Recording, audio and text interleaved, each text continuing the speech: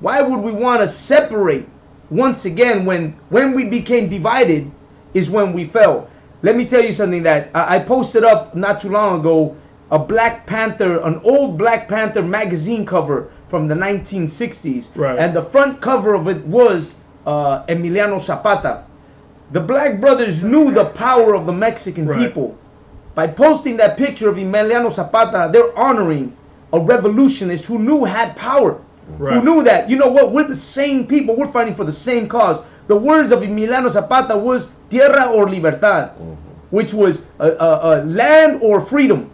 You know what I'm saying? The black man has the same problem. Do we get freedom? Can we have land? Can we have rights? That was their point of view in the 60s. You know what I'm saying? Same point of view that Mexicans had. We came back from fighting the war so that the white man can live behind a white picket fence and have a 2-story house and have a front yard and a backyard and live lusciously in his communities. And I'll prove it to you. Go back and look at any commercial in the 60s or in the 50s or in the 40s. Look at TV in the 50s and the 60s and the 40s. It's white TV with all white programming. With everything there, you see people getting into their vehicles when they're car salesmen, white car salesmen. Food, white food. The kitchen table, white kitchen table. You saw a white America being promoted throughout the 50s, the 60s, the 30s, you know, the 70s. So where were we when we were a majority in America? When Mexicans were, at least, man, we were, I'm not lying, we were 100%. I wanted to give a number, but fuck it, I'm going to get 100%. You know, blacks, we 100%. Native American Indian, we're 100%. Because they bring all the black Negro from Africa. They bring all the goddamn Mexican from Mexico. We were all here. And how about the Native American Indian? This is his land, so we weren't like you can't tell us we're a percentage. Man, we're the majority here. We are the people from here. So where were we? If it's all equal and there's equality for everybody, so why weren't we equal in those times? Where were we at? Where were we hidden at? That we were not a number. We're struggling, right, in the schools for a fair education. And then we're struggling to we're fighting for a fair education, not understanding that the education they're giving us is a white education. Like, is that what we were fighting for? We're fighting for them to teach us that Christopher Columbus discovered America, and so we can get a diploma off of that. You kidding me?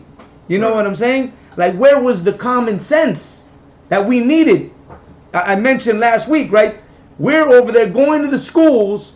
You're in the 4th, 5th grade, and they're telling you go and make a mission so you can get an A in class. You and your mom and your dad are doing all you can to make a beautiful mission so that your child can get an A+ in the class. Because that was the mission. Making a mission was standard in your class for you to get a high grade. That was mandatory. You were gonna get that was like almost 10% of your grade was making that mission. But did you ever stop to think, as a Mexicano, as a Chicano, as a Latino, if you're from Central America, from El Salvador, Guatemala, the mission started in El Salvador and Guatemala. That's where they started. Junipero Serra, which was the man who started the missions, didn't start them in California. He started them in Central America and then made his way up to California. So when did we stop for a moment as Chicanos who love the Chicano pride, who love being Mexicano, right? Who love being, you know, oh, I'm you know, I got my Aztec tattoo, la chingada and all this, you know. So when did we stop to really tell our children, let me tell you about the missions and how they were concentration camps for our people. Let me tell you about the missions and how the priests were raping our children, molesting our daughters, killing our elderly, starving our people. Let me tell you about the missions, how our famous priests were forcing religion on us, forcing us to believe in their Catholic ways, in their Christian church, in their white Jesus, in their white Mary, in a white life. How come we didn't stop for a moment? Today, we're arguing with other Israelite brothers. Oh, because you're with the black people. You're with the I.S.U.P.K. You're with this, you're with that. Well, when did you argue with the school system that stopped teaching the goddamn lies of the missions and tell our children the truth? Right, right. And re-educate us with our true knowledge of who we are, so that we might begin to understand and give our children the real education they need. And that's about ourselves. You know what I'm saying? How about that? How about teaching ourselves that? We all come from somewhere. We all have a history. Let me tell you something. If you're from Latin America, if you're from the islands, if you're from the Dominica, if you're from South America, if you're from Central America, I'm going to tell you something. My truth is your truth. My blood and tears are your blood and tears. My suffering was your suffering. America destroyed me as they destroyed you. If you were the 12 tribes, you that same person that I am. And you know what the problem with our ancestors was? That we wanted to just be kind. Right. We wanted to just be merciful. We wanted to just be in peace. But man, the white man came with no peace. He don't come here with peace. He comes here once again with what? With war in his heart. Right. That's what he come here with. He came here with war in his heart. So what are we going to give? In exchange, we give love. He gives us war. In exchange, we give work. He gives us poverty. In exchange, we fight for his freedom. He gives us the ghettos. He gives us the detention centers. He gives us the housing projects. He gives us the goddamn reservations. And what we give him is the freedom for him to live in a white picket fence. Go ahead. Like, I was just going to say, the beginning of that scripture, doesn't it start, he has put forth his hands as such that be at peace with thee? Absolutely. He has put forth his hand as such that be at peace with him. Right. And that was us. The Bible's speaking about us. He's speaking about how we put out our hand and we helped this man. That's what the Taino Indian did. That's what the Arawak Indian did. He went and helped Christopher Columbus bring all his stuff over for that they wouldn't lose. But you know what? All he gave back was death. Wiped out. Oh, well, nearly wiped out the Taino Indian. Nearly wiped out the Arawak Indian. And those he didn't wipe out, he put them on the plantations. Because he came and decided, man, this land here is going to make me rich. Right. And he bring the sugar cane. The sugar cane came from Europe. And he bring it, planted it on the Cuban island, and then made plantations. The second largest corporation in the world. The first large corporation was the transatlantic slave trade. The second was a sugar plantation. Right. And he had all the black, first he put all the native Indian on the plantation to work. Right. But he wasn't counting that at some point we would be like, oh, hell no. Right. We had enough of this. And then we knew how to flee. We knew the mountainside. Right. Man, we're from, that's our land. Right. Like that's our seed. We're born there. Man, they planted us there and we grew there in that soil. So we knew every single crack and crevice of that place. And we fled. And we started riots. And we started uprisings. And we were killing the Spaniards because we were tired of them. And we were defeating them. And they quickly began to understand that these people are a problem. Right. And these people are no longer gonna be controllable. Right. So what was the next thing he did? He let them go. Right. But he didn't let go of his sugar plantations. His next thing was, let's bring the black man. Right. Because he's gonna be our next slave here. Right. Because once the native Indian and the Mexican weren't doing that work, they bring the black man to do that work. And then you became the next step of his riches. Right. You know what I'm saying? That's where he became rich. Go ahead. I was going to add, I don't want, brothers and sisters out there, man, got to understand something, man. You think this oppressor purpose, got so-called blacks and Hispanics and rounded them up in slavery by accident? You think they didn't know who we were before they came and got our people and put them in slavery? There's a reason why they stripped our people of their identity, man. Right. Why they made it illegal to practice your culture, your indigenous culture. Why they made it illegal for so-called black people to even read the Bible. Like, you got to put two and two together, man. This devil, man, that's why I call the white man the devil, man, because he's a liar, right? Not because of the color of his skin, but because of, he's diabolical. They know who we truly are, man, and they devise these tactics and ways to crush our spirit and beat us down. You know what I mean? So that we can keep being good slaves today.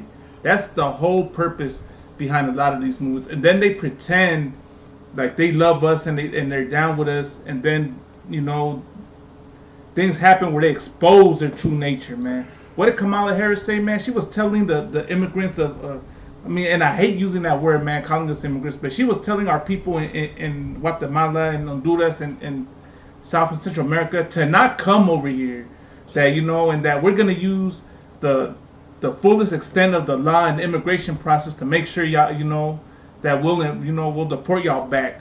But this is supposed to be the Democratic side that's not racist, right, and not that's all about love. Well, they're no different than Trump. So I mean, they're showing you how they truly are, man. So you just put two and two together, man. This beast right here knows who we are. They know what they got to do in order to keep oppressing us, and they're gonna keep on doing it, man. And the best way to fight this oppression is to come in here in the I.S.U.P.K under commanding General Yahanna, man. We're gonna break things down to you, and we're gonna let y'all know the truth, man, so that y'all can put, y'all can have that. What's to say, for the weapons of our warfare are not spiritual, are not carnal but spiritual. We're gonna give you the spiritual ammo to fight this oppressor, man. Absolutely, man. And let me tell you something. You have to understand that, at some point, we need to start to resist. Right. Because, man, we are people who have always resisted. Right. Like we have not always been people who've been slaves, man. We're stronger than that. We got a spirit. The reason why we speak like that, me and my brothers speak like that, right. The reason why you see all these brothers waking up and speaking like that is very simple, because this is our natural state. This is what I'm doing right now. This is my natural state. This is who I really am.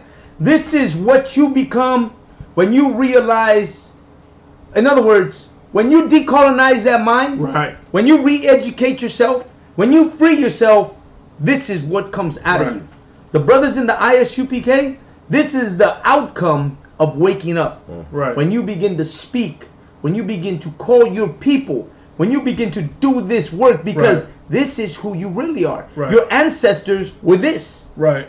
Our people from Mexico, you from the Yucatan Peninsula, or Mexico, or Central America, man, Salvador Allende, you know what I'm saying? For the people of los Chileños, the people of Dominica Republicana, this is us right here.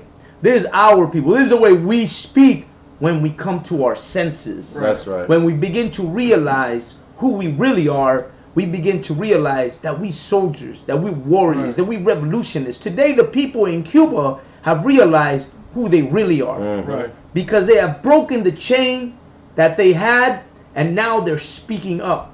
Right. They're speaking up against an oppression that has been causing them to their downfall for decades. Right. And now they've realized we're no longer going to be like this. Now we're going to stand up. Now we're going to speak, because it's better to be dead than to be oppressed. Right. That's what our ancestors knew. I would rather die than to be oppressed. Right. Unless you were a house Negro.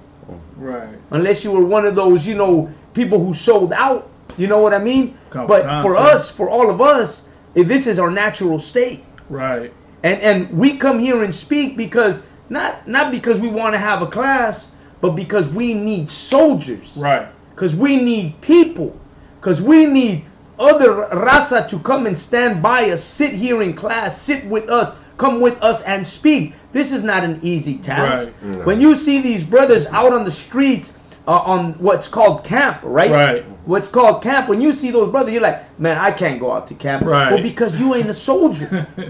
Because where else are you going to go say these things? You're not going to go teach this in a school, because they don't accept this curriculum. Right. You're not going to go say this in a college or a university, or you're not going to go on a TV show and say this. Right. Because it's unacceptable.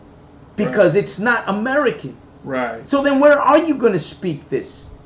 Well, where did our revolutionist brothers take their war? They didn't take it to the politicians. They didn't take it to their what is that, like their White House or whatever their house was at, their government house. They took it to the streets. They went to the little towns. Right. They went town to town, telling kids, telling men, join us in this fight. And they were like, what fight? The fight that we're going to fight. You're going to eat in the desert. You're going to eat tortillas and frijoles, elote. You're going to drink water. And if there's liquor, good luck. But this is what you're going to do. This is how it's going to be fought. The real fight is not pretty. So like, if I could add, you think our revolutionary leaders, when people were telling them, "Oh, your message is too hostile, the way you're delivering it is too rough," you think they were listening to those people telling them that? Hell nah, man. They knew what they had to do for their people, man. They knew that their nation was suffering, and they knew they said what had to be said. You know, the scriptures say the Spirit bears witness, and that, you know, and another scripture says, "Cry aloud and spare not." So you know that deep down, that's another connection to us being Israelites, because our revolutionary leaders, our ancestors, knew that it wasn't about sparing feelings. It wasn't about, you know, worrying about offending people. They said what had to be said so that something could be done to end the situation that our people are suffering in. And that's what we do today. Right. In I.S.U.P.K. And let me tell you something, like, for the people who don't know, but revolutions didn't just one day get up and happen. Right. Like, war didn't just break out. But this was years, probably a good decade of men standing up and speaking with each other. Right. Gathering together at a table and talking about, man, you know what, things got to change. Right. Things got to go different. There's got to be a different solution. And there was people who agreed and people who disagreed. But one thing was for sure, that the movement was moving forward. Right. Right? Olim, move forward. Right. It is what it is. You're moving forward. You're going to do this. It has to happen. And this is the way it starts. Right. It starts calling out our people, bringing our people in. Every time you do a show, man, this is being broadcasted. People are watching. People are seeing. And it's our duty to do it. Right. Because we're being called to do this job. America don't care about us, man. No. And we should not care about what America thinks about us. That's right. We need to think about what our people think about us. Right. We need to think about what we're going to do to make a change, to make a difference. That's what we really need to do. Because the world is at war. The world is at war with black, Hispanics, and Native American Indians. Right. You know, the war isn't coming. The war has already been here. Right. People are afraid, oh, there's going to be a war. You're scared. Where are my kids? What am I going to do with my kids? Brother, there's been a war a long time. Right. Casualties have already happened. Blacks are already dying on the streets of America. Hispanic people, man, you already in the detention centers. Right. What was that guy always talk about? That white boy that talks about conspiracies that were... Alex Jones. Alex Jones was talking about they're going to turn the Kmarts into detention centers. And they're going to bring trains and they're going to gas people. And well, they're already doing that to Mexican people. Right. You know, they're not doing it to white people. They're doing it to Hispanic people. We're already in those detention centers that Alex Jones was talking about. Right. Alex Jones was talking about these people, man, the government has a plan. They sure the hell do got a plan. Right. It's a conspiracy. It sure is a conspiracy against black, Hispanics, and Native American Indians. This is what it really is. Like, you don't have to wait for it. If you black and Hispanic, it's already here for you. Right. You know what? The thing is, the white man has always wanted to be just like you. Right. They want to live your oppression. They want to say, well, we were oppressed too. Good. Well, we live the same way. You know, when a lot of us, we go into comments with other people and right away like, oh, come on, get over it, man. We're all going through this. They're not going through this. We're going through this. Black people are going through this. And you know what? Black people, the reason why we got to speak up, Hispanic and black, is because we're doing this to ourselves. Right. We're coming against ourselves. Right. Let's stop being our enemy and let's start coming against the real enemy. You know what I'm saying? Because that's what's really got to happen. That's the only way things are going to change, is the day we decide that we're going to make a change by helping each other, by uniting each other, by coming together and making this happen. Today, Cuba, man, is a perfect example of what it's like to come into brotherhood. Right. You know what I'm saying? It's a perfect example. You got that story? I got the story right here. And I want to get the story of Cuba because those are our brothers right there. And we need to speak about what's happening to our people. This is that Partida y Vida, Patria y Vida. This is the video that caused the uprising out there. Cuba's communist regime in trouble. So you want to read it? Go ahead and read. Thousands of people took to the streets of cities and towns throughout Cuba on Sunday. In the communist country's first major protest in decades, reacting to Cuba's deepening economic malaise and sluggish vaccination drive, The demonstrators also voiced an anti-government sentiment rarely heard in a country where the state tightly and aggressively controls the terms of political discourse. Now you're looking at Cuba, right, rising up against the government. And, you know, they got videos of the demonstrations. They're all over social media. If you don't know about it, it's because you're sleeping on it. Estás dormido. You're not watching what's happening in the world. You're somewhere else. You think that taking pictures and posting them on Facebook is more important than what's about to happen to your people, or what's about to happen to the world as a whole. When you start seeing these things, you start realizing that the world isn't all fun and games. We like to enjoy life. I myself, I love to enjoy life. I like going out. Right. I like going out with my girl. We like to go to the clubs. We like to go party. We have a different life. You know what I'm saying? We enjoy each other's company. But the reason I do it is because the time is short. Right. And I want to make sure I enjoy life with those that I'm with. Me and my son, we have a great relationship. Me and my brothers in the I.S.U.P.K, we have a great relationship. Why? Because we try to enjoy what life is left here. Because life is short.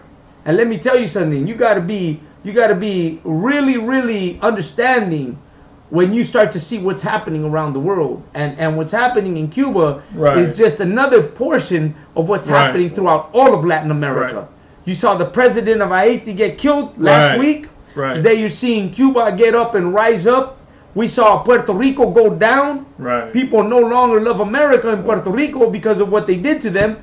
You're seeing Cuba separating from Russia because they find it that's no good. You see Haiti, man, the president there, of course, he's not Haitian. The guy from Dominica Republicana, what is he? He's from Middle East. El presidente, he's Ishmaelite, the president of Dominica Republicana. The president of El Salvador, también, right? President of El Salvador, I.S.U.P.K. Buke is he's also from I think Lebanese, Lebanese president. So you're seeing all these Latin American countries that are being dominated by foreigners. Those aren't our people. Los presidentes de México no son mexicanos. You know what I'm saying? The presidents for Latin America, they're not our people. They're another country that has come in and taken over our country. So sometimes people like to say, well, Mexicans have their own country. We don't have our own country. We don't have our own country. Our country has been taken from us. Latin America has been taken from us. The School of the Americas has destroyed our countries. And now we live on the outskirts of wondering whether we're going to be good or not. Los chileños, igual, The people from Peru, same thing. You know what I'm saying? What happened to that Peruvian president? He had to get out, and they put in another president. You know what I'm saying? Bolivia. The Bolivian president. Bolivia. Absolutely, the Bolivian president. So you're starting to see what's happening in America. In America is that America is still destroying Latin America. You had something to say? Go ahead. Yeah, sir. What you're saying is so heavy, Salaki, sir. It's like if you go to La República de Dominica, that president that's in power right now, his whole family is from Lebanon. Exactly. They're all Lebanese. Right. They hold Lebanon. Lebanon holds everything. You're wondering, man, what's the war in Lebanon? You know. You know what's that all about? But really, the political powers that are at stake, man, have no interest in Black, Hispanic, or Native American Indians. They got their own agendas. They're doing their own thing. We're the ones suffering in our country. So, Locke, sir, if I may, just to add to that, isn't it all the ruling party in the West Indies, right, with the Benjamites? Are East Indians. East Indians, exactly. So, I mean that's telling you something, man. Like none of the governing bodies in all our countries, you know, because like you said, they try to say that we have our own country, aren't our own people running anything, man. You got these other nations that come in and rule over us and oppress us, man. And it's our own people that are destroying us. Today we saw a video, Kashawan sent me a video where you got supposedly the descendants of Cortez. Some guy who says he's a descendant of Cortez, and then you got the descendant of Moctezuma, and they're supposedly met at the same place of the conquest, give each other the hand, and they had some speech. But what really got me is where el estúpido de Moctezuma says to the sense that we're all mixed Spaniard now. I mean, we all mixed Spaniard. Really, we all mixed Spaniard. Really. Like I'm mixed Spaniard. Like we don't have you know what? Let me tell you something. Spaniards don't have hate for Spaniards. You know who has hate for Spaniards? Mexicans have hate for Spaniards. You know, blacks have hate for Africans. Africans have hate for blacks. Right.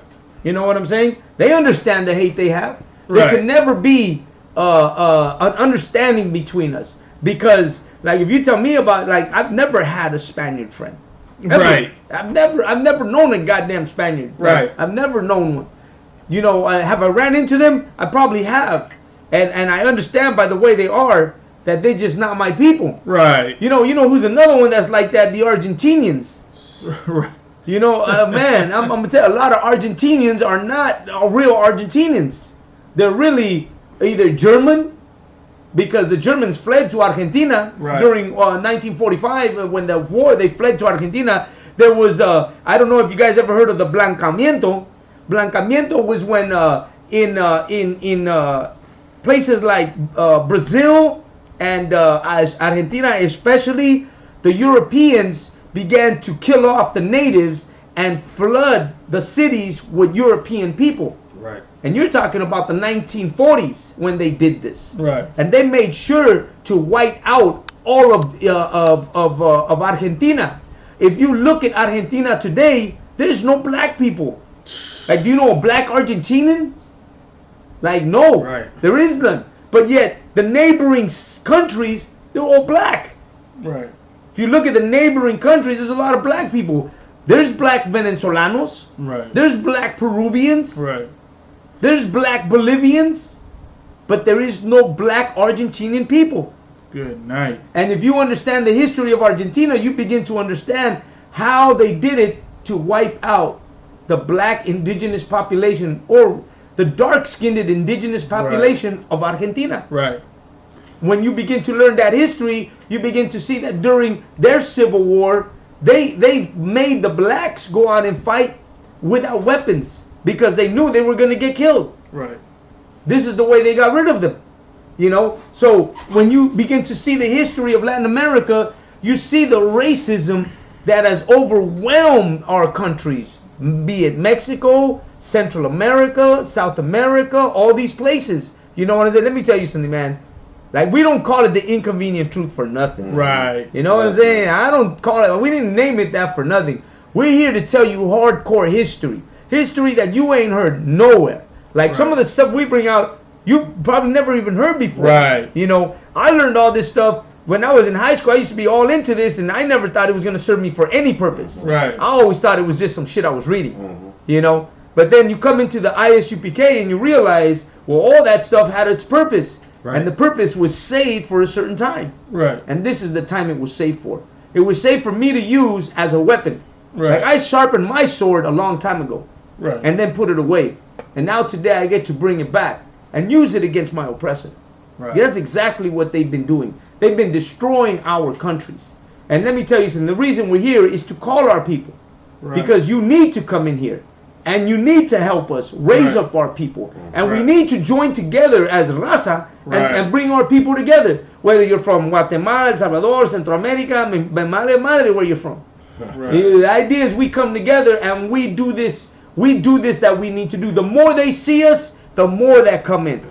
Right. So, like, I wonder if Go ahead. I could just ask her, what do the Gadites like to say? I mean, there's a movement going on with the Raza and the Gadites where they say we one nation, one people. Oh yeah. So you know what I mean? So this is the spot, man. You recognize with one nation, one people. Who do you think spiritually that one people is, man?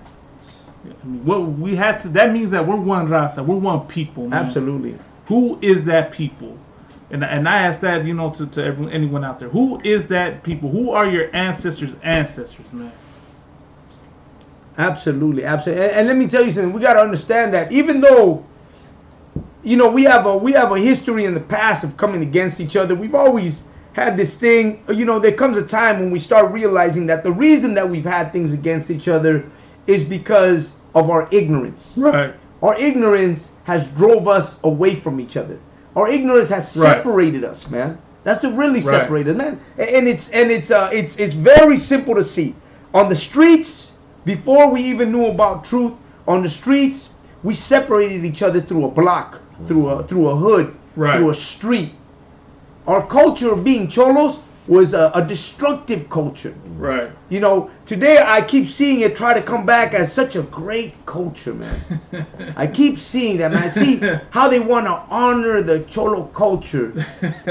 How they want to honor the cholo culture. I see how they want to bring it as if it's something so great to us.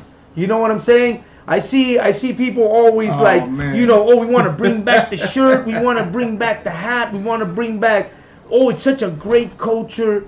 You know, it is a great culture. I'm not going to say it's not, because we make out of nothing, we make a lot. Right.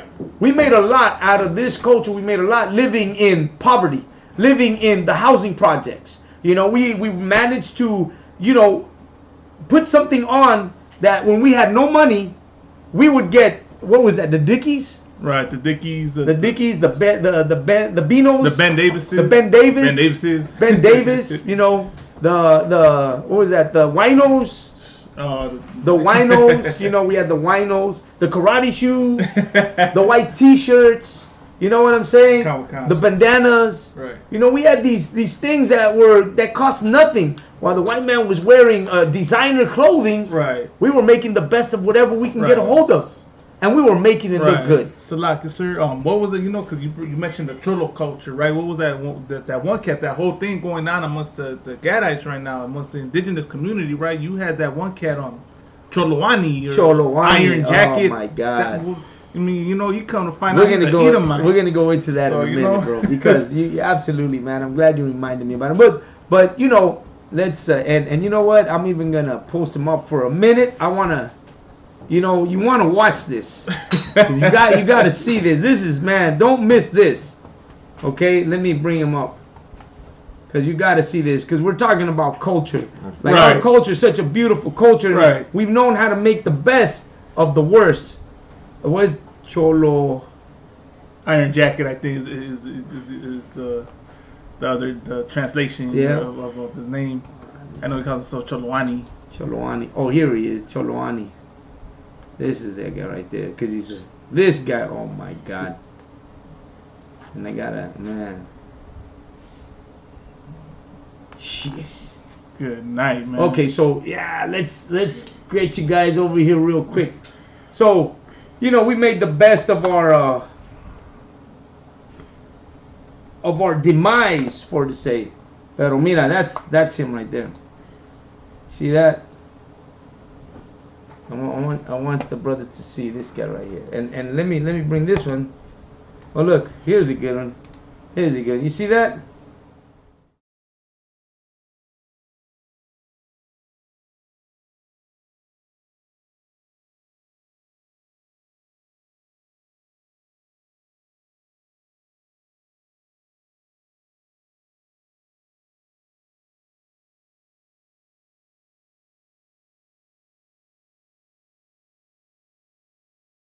That fool right there. I hope he sees this video too. Man. Good God. Man. So we made the best, you know, of what we had. But that picture I just showed you of that guy, he's some white boy, because he's a white boy. He's white trash. Then he showed a picture of his family. Oh man, let me find a picture of his family. Shit. Choloani, he's a white boy, man, who decided to become a cholo and to represent us in his nonsense, in his life of, oh man, look at, oh no, that's not it. In his nonsense, to be like us, because that's what they try to be. They try to be like us, right? You know, we really live that life, and they come in here because they have nothing better to do, because they have nothing else but to copy, you know, what we go through. That's him right there. Oh, it's another one. That's another Mr. one. Capone, another one. Another one. So you got these guys, Mr. Capone, Choloani. You know, we over here trying to survive. Pakistan. And what they're doing is they're mocking us. That's what they're really doing. They mock us, cause they live a lie. That's what they live. They live a lie. Their life is a lie. Our life is true. You know, we hustle. We're trying to make it because we got no choice. We work our 9 to 5. We got no choice, you know. But these brothers who accept that these guys come into our culture is the problem. Right. You know what I'm saying? Like, we should know better than to accept these people. Right. Because these people don't know what we've been through. And the Cholo culture, you know, they glorify it. And he's a perfect example of how it's being glorified. You got these Caucasian people now seeing the Cholo culture as something to be glorified. Right. Something that looks, oh, great. Oh, what a great thing. You know what I'm saying? I think, what was her name? The Kardashians. Right. Started wearing Pendletons and the bandanas and started using the chola makeup. You know what I'm saying? Man. These people, they come in here and they're the reason why all of a sudden the Cholo culture became glorified. Right. Because all of a sudden it became a media thing. Right. And since the media picked it up, now everybody wants part of it. But in reality, let me tell you something. Like the brother, who is his brother? Johnny Maez says, you know, you live that life at once. Right. You live that life there. Man, if you were, what was it? So there was cholos, and then a lot of the cholos became taggers. Right. And then so on and so forth, right? The other way around. They were taggers, then they became cholos. Then they became cholos. Yeah, then they became cholos. First there was, something like that. But you still lived that life. You were still in the street. You were still doing that. You know, I see the taggers, the bombers. You know, that's some street shit that they used to do. You know, New York streets, everything, the streets. You know, then all of a sudden it became, you know, tag banging. Tag banging. Yeah. Then it became a cholo. Then it became something that, oh, the media has it. Right. Now it's a multi-million-dollar thing. You know what I'm saying? Now they're making money off of it. They take our demise and then they glorify it. Right. And then we think it's the greatest thing. When are we going to think that our people are the greatest thing? Right. When are we going to think that waking up our people is just as important? Right. Let me tell you something. They're never going to show stuff like this because there's no interest in them waking up our people to the truth. Like, you'll never see this anywhere else because they have no interest in this. Right. They have an interest. You know what? Maybe our jewelry, right? Right. Our jackets, our culture that we're now coming out with. They're going to try to copy that, and they're going to try to make money off of that. Right. They're going to bring some fake Israelite group that's going to try to, trying to bank on our fringes that we wear on our clothes. You know what I'm saying? They're going to be like, oh, that's cool. Now they're doing it. Now we got to do it. And then they'll try to make money off of that. Right. Then they're going to follow suit and try to do the things that we do. Because that's what's going to happen.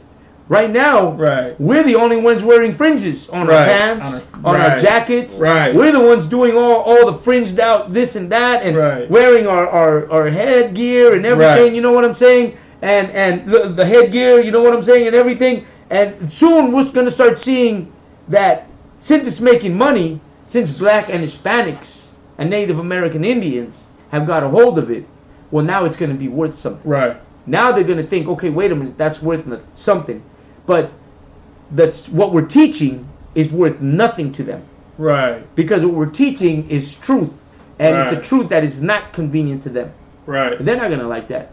They're going to see us as a threat. And we are a threat. We're the biggest threat to them. We're the biggest threat because we're going to wake up our people. Right. And that's a threat. That's right. You know, you saw these, you see these cholos all the time, you know, doing all this promoting of, you know, the gang banging, and now we're seeing the black and the brown get together, unite. You know, okay, that's cool. That's why I say I ain't got no beef with nobody. You know, it's our culture, but we cannot glorify something that had never been positive for our people. You know, that never was positive for our people. That didn't have no positive outcome. The only outcome that came out of that was the gentrification of our neighborhoods. That's the only outcome that came from that. Because if the cholos were really about the people, if they really about the hood, if they were really about their neighborhood, they would have stopped the gentrification of our hoods.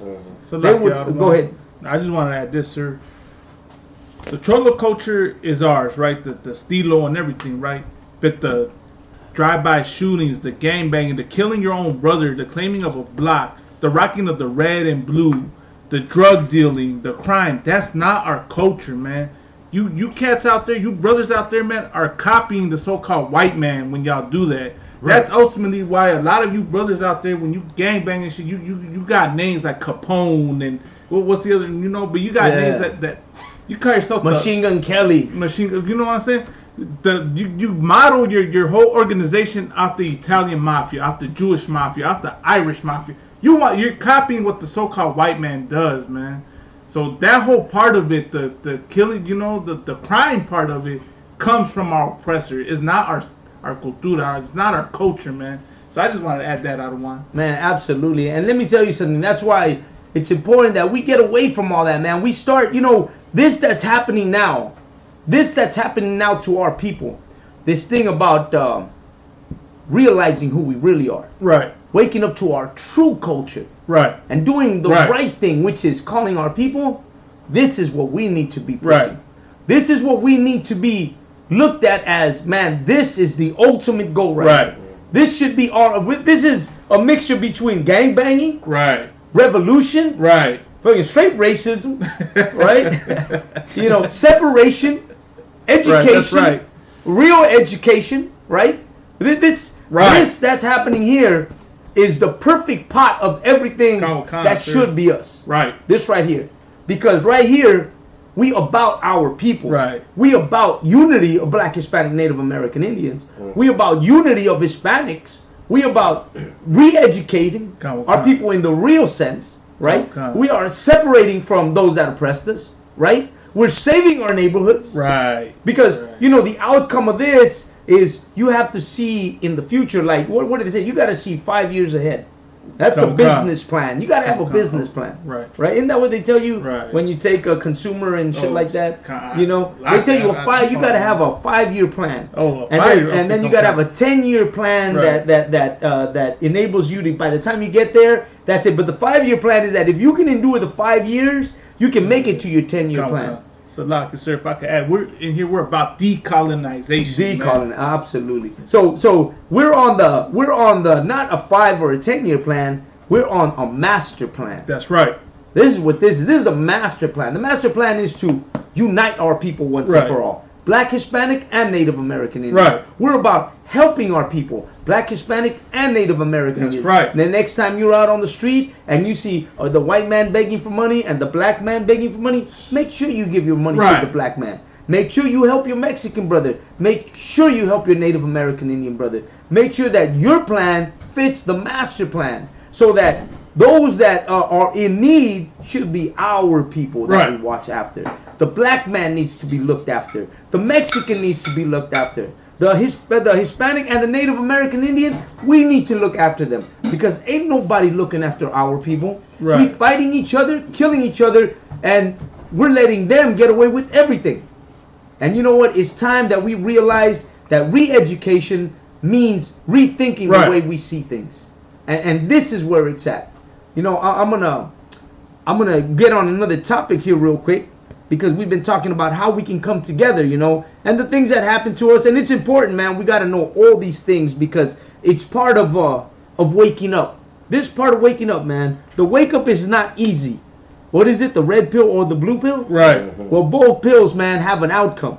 Right. The red pill, the wake up pill, is probably the one that has the hardest outcome, because when you take that red pill, you're going to separate from your family. Right. You're going to lose your family. You're going to lose your mom. You're going to lose your dad. You're going to lose your brother, your sister. You're going to lose your family. Because let me tell you something. They're opposed to what you're saying. Right. When you talk about unity of your people, man, they're opposed to you uniting with your people. It is what it is. They hate you because you're uniting with your people. And what they want is for you to love everybody. But man, that thing about loving everybody has never worked for us. That has been something that has been separating us for a long time. And let me tell you something. Yeah, man, we've lived through separations. Our people have lived through separations. Our nation has lived through separations. And, you know, it is what it is. But there comes a time when we wake up and we realize that it's time to come together. You know what I'm saying? Right. And right now is the time to come together. That's right. You know what I'm saying? Right. So let's move on. You know what I'm saying? I had a question from a brother who hit me up about the Aztecs and the Mexicas. He hit me up. He sent me a message, and he said, "Brother, what was the difference between the Aztecs and the Mexicas? Were they the same people? Did these people, were they? Why are they called Aztecs?" Because his question was kind of like, "Why are they called Aztecs? Why are they called Aztecs? What's the difference?" Right. He didn't understand. He was a Judite brother, so I didn't expect him to understand what it was. But I'm gonna shed a little light on who we are and where we come from and why we're like this. Because one of the things that you got to understand that as a Hispanic people, one of the reasons why we are the way we are, and that we are Israelites, is because a lot of the customs that we have are Israelite customs. Right. We have a lot of Israelite customs. Like our ancestors were drowned in Israelite customs. And how do we know that? Because one, the conquistadores wrote about it. Two, it's written in the walls. Three, it's written in the codex. Right. If you don't know what the codex are the history books written by the indigenous people of Mexico and Central and Latin America. They wrote these books called codex that have existed for a long time. And these books have been around for man, before the conquest and after the conquest. So there's a lot of how could I say, like instances that relate where the Hebrews did it and so did the Mexicans. Right. A lot of coincidence that the Hebrews did it and the Mexicans do, or well, Latin Americans, or these the tribes out here. Lahab, you got one? We're gonna find one. We're gonna go into a little history book here, and we're gonna show you what we're talking about, and then I'm gonna go into what it is about the Aztecs and them. So this is a book called by Friar Diego de Landa. The Friar Diego de Landa was just so happened to be one of the people that were recording during the times of the conquest. He went around recording a lot of the things that were happening, a lot of the historical points, and this book has outlasted, man, has been around for a long time. And this is called Yucatan Before and After the Conquest. So go ahead and read that. That's highlighted in yellow. And this is how you know that the Mexicans, according to our oppressor, not us, like we're not saying this, our oppressor wrote these things about us. He came, he saw us, he was amazed at what he was looking at, and then he was like, man, wait a minute. I think I know these people. Go ahead and read that. Some old men of Yucatan say that they have heard from their ancestors that this country was peopled by a certain race who came from the east. Okay, so in the beginning it says some old men. So you're talking about, what are the old men? Those are wise men. Right. These are men who hold history, because in Latin America, or man, I think this is throughout all of the Americas, all of our people, there's two types of history. There's written history and there is oral history. Right. Oral history are stories that are passed down through generations to make sure that these stories are not forgotten. And there's men that are appointed, wise men that are appointed to keep these stories and pass them on generations to these are historians. This is what we are like. I'm a wise old man. I'm gonna call myself. I'm a wise old man. I've been appointed to keep our history and tell you this history. A lot of the history that I was talking about today, a lot of people are like, man, I didn't know that. I didn't know that the Lebanese were presidents in Latin America. I didn't understand that until now. But now I understand. I didn't know that the School of the Americas was a school implemented by the United States that trained political tyrants to go into different countries in Latin America and destroy them. So I was appointed to keep these kind of things so that I can tell my brothers, so that they too can keep this in mind and they too can become like me, a wise person who understands history. And man, don't take it on me. You got to Google School of the Americas. I talked about the Monroe Doctrine, a paper that was written by President Monroe that said that all of Latin American countries were property of the United States, and that no other European country could establish a government or take over any country in Latin America. The Monroe Doctrine. So go ahead and look it up. and maybe you will find out that what I'm saying is true. You know what I'm saying? So when I said about Christopher Columbus and the Arawak and Taino Indians saving everything off the boat, well, there you go again. So we're reading here, what was it? Some old men of Yucatan. Right. The book starts with some old men of Yucatan. These are some wise men who were probably teachers, elders, or scholars of the indigenous people of Yucatan who were Mayans, right? Who were Mayans, kept a story. And what did the story read? Whom God delivered by opening for them 12 roads through the sea.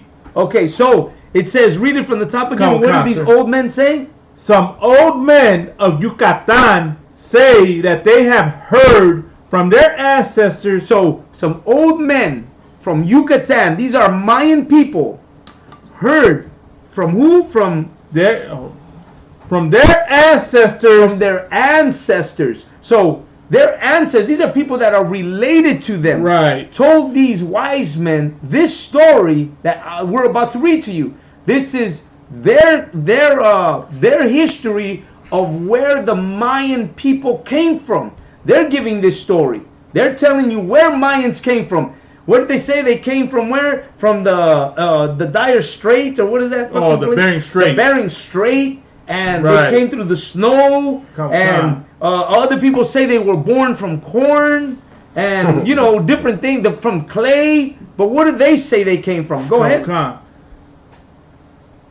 They have heard from their ancestors that this country was peopled by a certain race who came from the east. So this country, this whole country, all of Yucatan, all of South America, all of Central America was people. That means population by people that came from the east. Now, what is he talking about the east? What is the east? The east is Africa, right? What is it? Europe, the east. That's the east. Where the east coast is. They were coming from New York. That's for goddamn sure. Go ahead.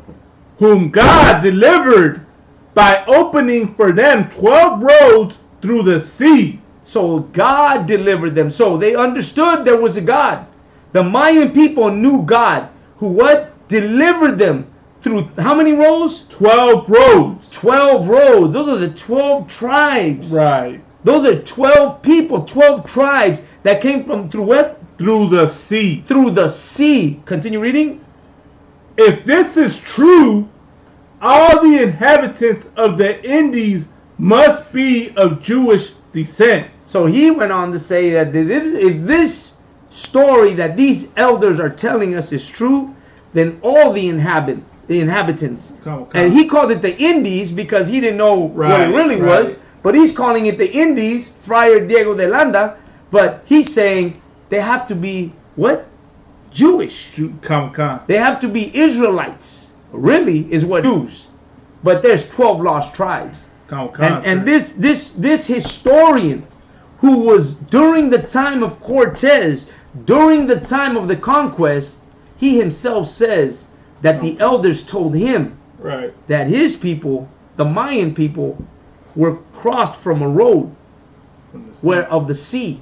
In other words, a parted sea. Because if we read in the book of the Popol Vuh, talks about a parting of a sea and the walking of the people through the rocks. You're talking about Moses' story right here.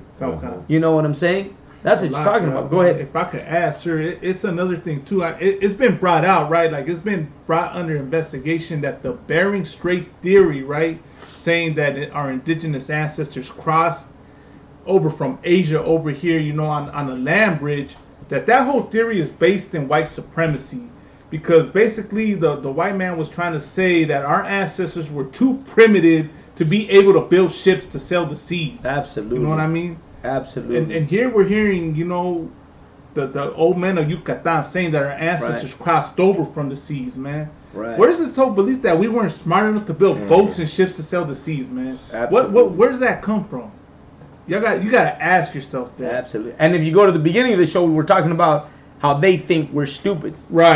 How they say, you know, how we can't live unless the white man helps us live. Unless they have us living. But if it was up to us, we would have died out. But obviously not. Right. Obviously, we're an intelligent people. Actually, if this is what this man Diego de Landa wrote here is true, then in the book of Deuteronomy, we are above every nation that is on the face of the earth. Pretty much describes how intelligent we really are. Pretty much describes that we are more intelligent than anything else, than any other nation that's on the face of this earth, because the Lord made us like that. And so this is just one of the instances that proves to you that us, even our own oppressor, understands what a special people we are. Right. You know what I'm saying? What a great people Black, Hispanics, and Native American Indians are. And we're just speaking about the Mayans right now. We're talking about people from Central America, South America, you know what I'm saying? We're talking about the Mayan culture, you know what I mean? But the Aztecs and all of us, we're all the same people. Right. Now, the question that that the brother brought out was, you know, what's the difference between the Aztecs and the Mayans? Well, here's another comparison of how we can prove that we are like that, because, you know, one of the problems that Israel always had is that amongst us, we had people that were with us and people that were against, that were freed. They didn't want to be freed. They would have rather stayed in Egypt. They were complaining, man, you bring us out here to the wilderness to die. You should have just left us over there in Egypt, because that's where we were good. We were already there, man. We were living great. I had an apartment. I had a job. I was working, making CDs. You know what I'm saying? Right. I was doing good, man. Why'd you bring me out here? You know, now I'm dying out here. Now you're feeding me quail every day. Right. I'm tired of eating quail. I eat burritos every day, bro. I need something different. You know, this is the complaint that the Israelites had. Right. The same complaint we have today, man. People just like, man, I'm tired of this, man. You know, and so the Aztecs. Here we go into the Mexica and the Aztecs. The Aztecs. First, let me tell you the difference between Aztec and Mexica. There's this place known by all of the indigenous people of Mexico, known as Aztlan. Aztlan is a mystical place. Known as, I think Aztlan is the same as Jerusalem. The mother place, the motherland is what Aztlan is. Aztlan is Jerusalem. Aztlan is the motherland of all the Aztecs. Okay. The Aztecs are called Aztecas because they come from Aztlan. So they're Aztecos because they come from that place called Aztlan. So the Aztecs were a people who were in order. The Mexica were Aztecs, but they were a group of people who chose not to be in order. They chose to separate from the Aztecs. They chose to separate and do their own thing. They had a witch doctor, so the story says. And he convinced them that, you know what, the gods talked to me, and they told me that we're going to go and find another land, and that we're going to be good. And they chose to separate from these people. They chose to separate from the Aztecs. Right. And the Mexica went on to become nomads.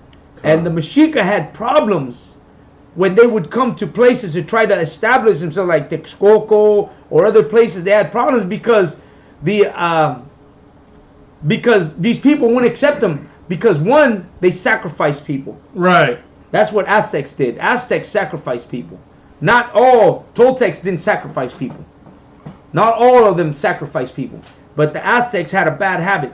Right. They worshipped other gods and they did sacrifices. You know what I'm saying? They didn't do mass sacrifices, right, but they did sacrifices. And that custom is the custom that they bring back from captivity. Okay, come on. Because that custom was something that we used to do when we were held captive in Assyria, when we were held captive in Babylonia, even the Egyptians. They did sacrifices. And these Mexica were those people who still held on to traditions that they bring back from captivity. Right. Worshipping gods. Worshipping these sun gods, worshipping all these gods. This is where these traditions come from. These traditions come from our captivity. Right. You know what I'm saying? if you understand in Mayan, the way you say cat is Baal. That's the word for cat, Baal. On, man. And I'm already going to tell you where you can find the word Baal. Right. You can find the word Baal in Babylon. Right. I mean, come on, as man. a god.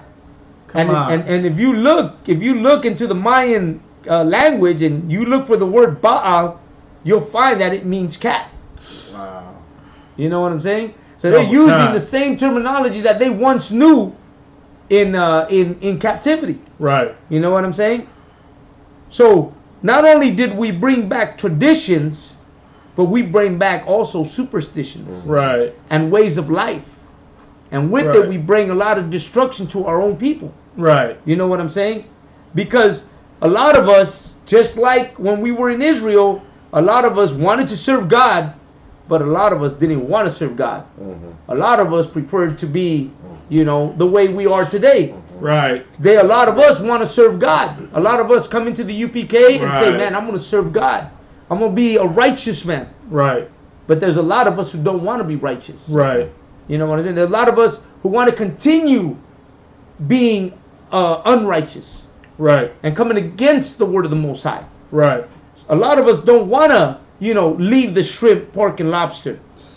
Right. A lot of us don't want to leave smoking weed, right, drinking, and doing all these things. You know, a lot of us want to stay here. Right. You know, and so with that, we're bringing a demise to our people, because unfortunately, those that are doing that, you know, America accept those people so well. Right. Because that's the kind of Mexicans they want. Yeah. They want the kind of Mexican that's going to bring Mexicans to demise. They want the kind of black man that's going to bring the black man to demise. Right. Those are the kind of people they want. Right. They want homosexuals. Right. That are Hispanic or black. Right. Because you know what? They're going to set an example for the rest of them. And they're going to find that the rest of them are going to follow. Right. And that's what they want. Man, we can never set an example for those people, because they'll never listen. We need to set an example for our own people.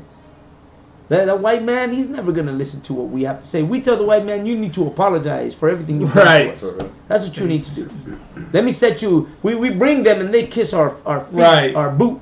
And let me set you an example. This is what you need to be doing right here, so that the Lord may have mercy on you, man. Not because I want you to kiss my boot.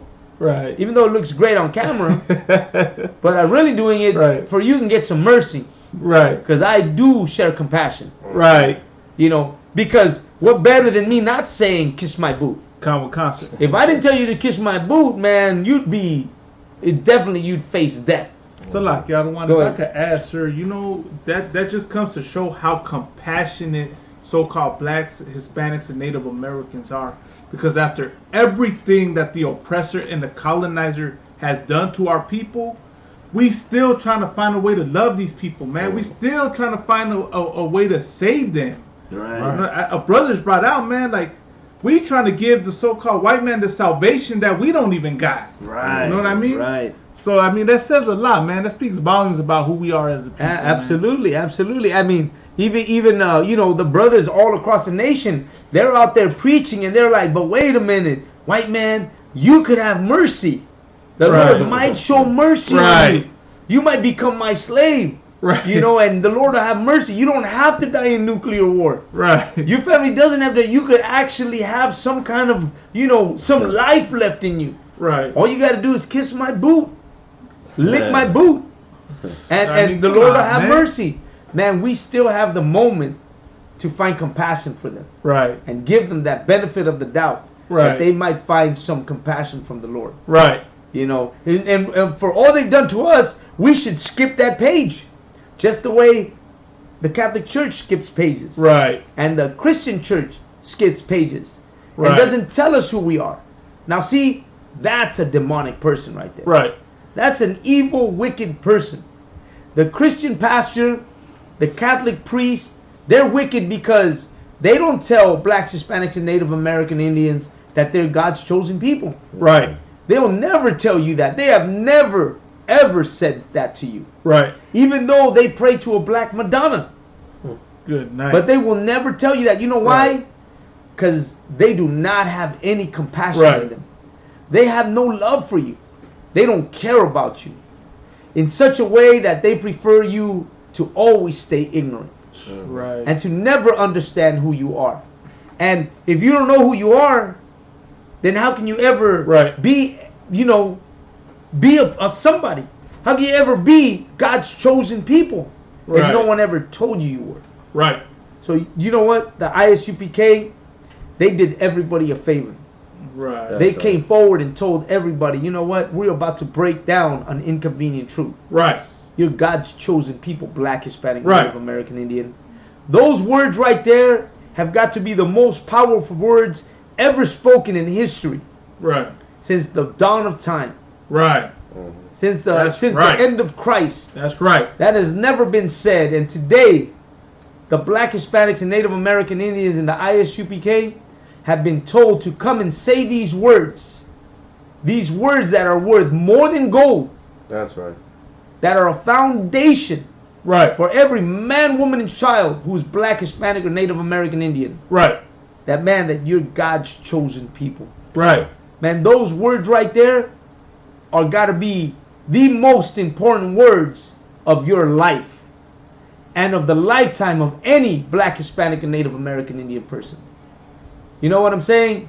You're God's chosen people. That's right. Man, that right there is a jewel. Right. That you ain't never heard before.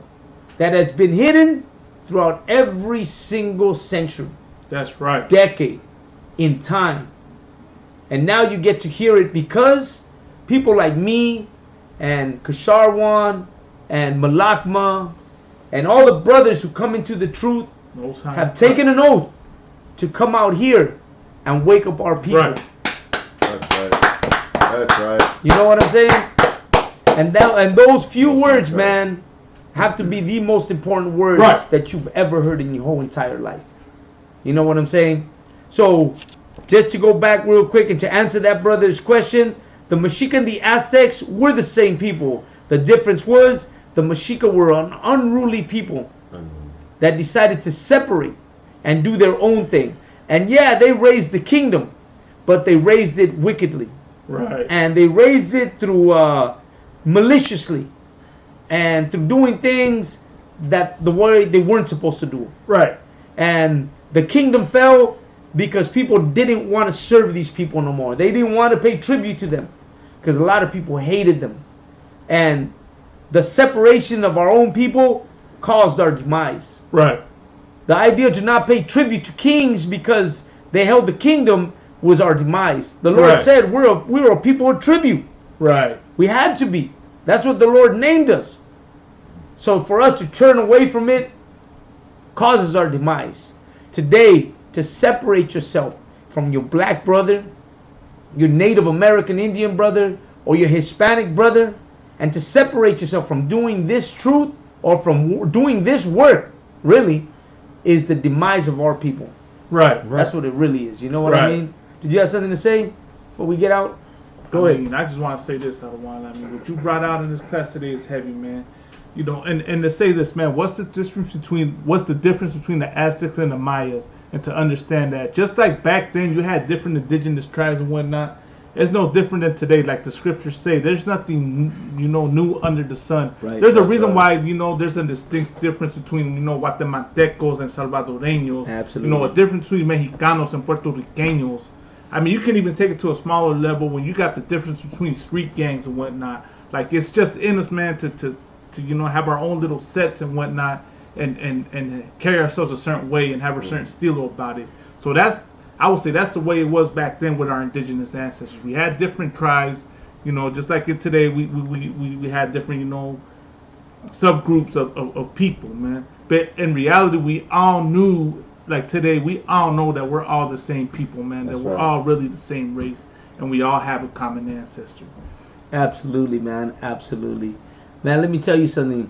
We come out here every week, every Wednesday, to bring out the inconvenient truth. That's right. And we come out to fish our people, especially our Hispanic brothers and sisters, who need to come into this truth, who need to do this work, who need to get it together, man, and make sure that we're doing the right thing to bring our people into the ISUPK. Because Come right on. here is where men dwell. Right. Right here Right. is where the revolution dwells, man. Right.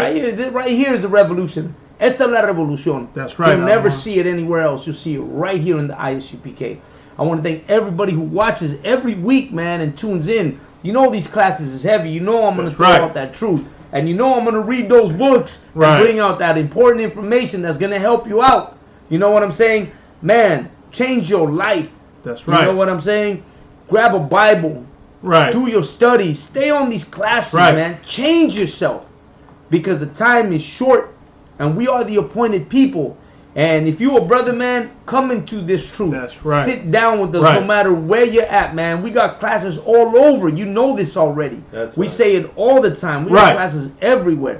Man, Right. pay your tithes. Okay, you can't come to class? Pay your tithes because you know what? It helps us to help Right. our brothers. You know what I'm Right. saying? Right. I'm witness, man, that let me tell you something. I.S.U.P.K has helped a lot of brothers, That's man. right. People wonder sometimes, well, where does the money go to? Right. People are always making up conspiracies. Right. Let me tell you something. I've witnessed how money helps brothers, man. Right. Ain't nobody else. Man, you help these goddamn hospitals that don't use Right. the money for that. Right. Hey, no, let me tell you something. Right. Come on. You donated to Hillary Clinton, Right. Come on, man. who is gonna save fucking Haiti. Right.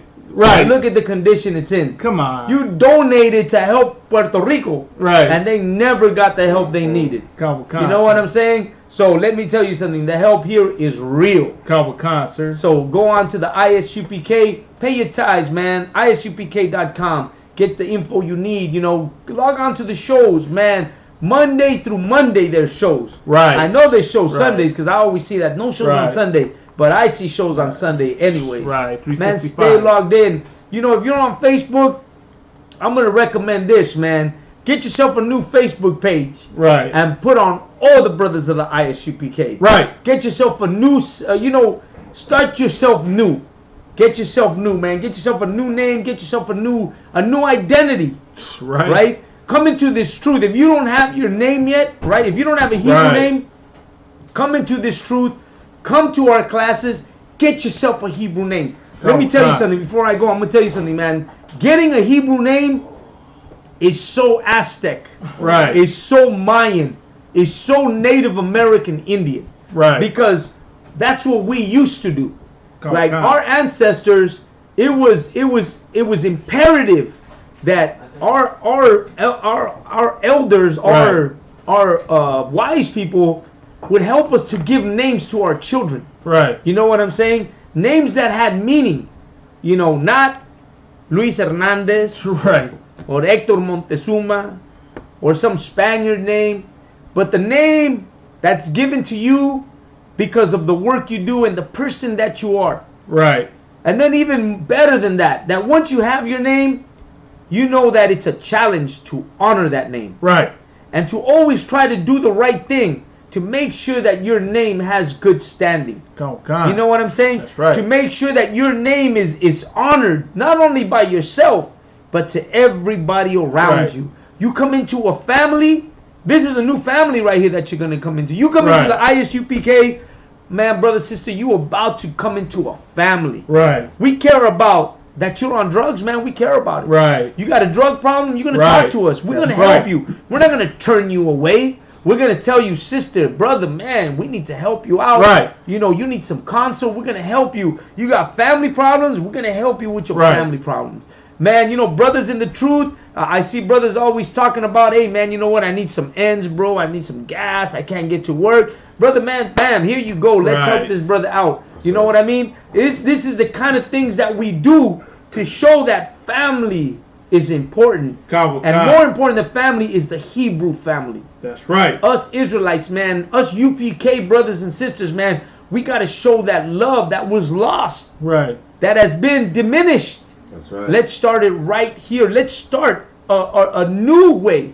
Even though it's not new, it's the old way, just brought back and honored. Because what happened? We lost our honor. Isn't that scriptural, right? That we lost our honor. No, that's in the Apocrypha. That our shield lost its honor, and Israel lost its honor. We lost our honor. We lost our heritage. We lost everything. Well, you know what? We still have breath Right. in these lungs, and the blood still runs through our veins, and our heart still pumps, we still have life, we can bring all that back. We're not dead yet.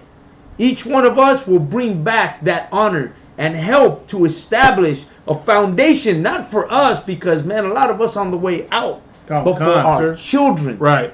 That when you have, what's your daughter's name? Anawa. Anawa. What does it mean? Our love. Our love. Hebrew names that now have meaning when we begin to now share what we understand to our children.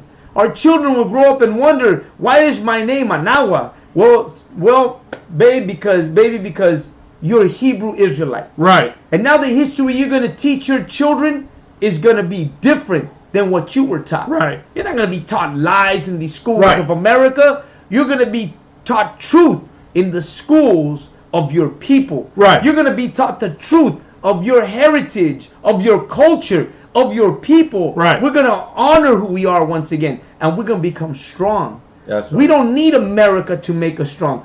We don't need to be bottle fed by a nation that hates us. Right. We don't need to be spoon fed lies by a country that has destroyed our people. You know what I'm saying? We have to understand that what we need to do is re-educate, decolonize, and free ourselves from the lies of a country that has destroyed us. Sir, go ahead. Could I add something? I'm going to just say this, man. In the I.S.U.P.K, man, we do more than just yell at street corners, man. Absolutely. Like as the Ottawa brought out, we got prison programs, we got food programs, we got counseling, man. We make the moves up in here to fix our people and address the issues plaguing our communities, man. Right. So for any of y'all out there, man, that are trying to find people to link up with, you know, that are actually making the moves to help the raza out, man, go to ISUPK.com, man, and get in class. Do your 90 days. Learn this truth, man. If you really about it, if you really about it, come to the ISUPK, man. Absolutely, man. Absolutely. So waste no time. You know what I'm saying? Get your name. Get your name, man. Most importantly, man, get your name, because it takes time to get a name. Right. It's not an overnighter.